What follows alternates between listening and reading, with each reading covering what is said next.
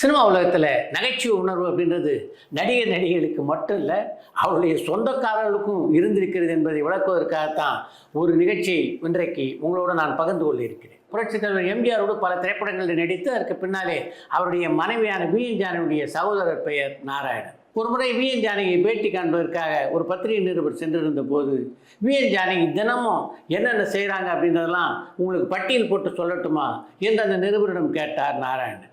அப்படி சொன்ன உடனே நோட்டு புத்தகத்தை விரித்து வைத்து கொண்டு அவர் சொல்லுவதெல்லாம் குறிக்க தயாரானார் அந்த பத்திரிகை நிருபர். வி.என். ஜானகியை பொறுத்த வரைக்கும் அதிகாலையிலே எழுந்துருவாங்க.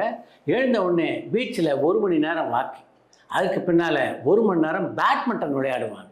7லேருந்து 8 மணிக்குள்ளே சிற்றுண்டி சாப்பிட்டு முடிச்சுடுவாங்க. அதுக்கப்புறம் 1 மணி நேரம் சங்கீத சிகிச்சை. இந்த சங்கீத சிகிச்சையை முடித்ததுக்கப்புறம் பத்திரிகையாளர்களோடு 1 மணி நேரம் பேசுவாங்க.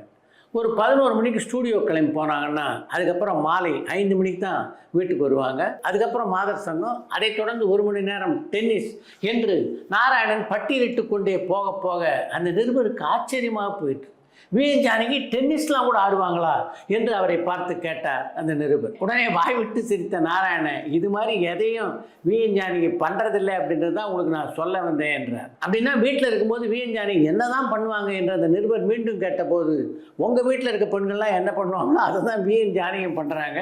எங்கள் வீட்டை பொறுத்த வரைக்கும் இங்கே சமைக்கிறதுக்கு கூட ஆள் கிடையாது, வி.என். ஜானகியை தான் சமைப்பாங்க என்று பதில் சொல்லி முடித்தாராம் நாராயணன். அந்த பதிலை கேட்டவுடனே அந்த நிருபர் எந்த அளவுக்கு ஏமாற்றத்துக்கு ஆளாயிருப்பார் அப்படின்றத நான் எடுத்து சொல்ல வேண்டுமா என்ன?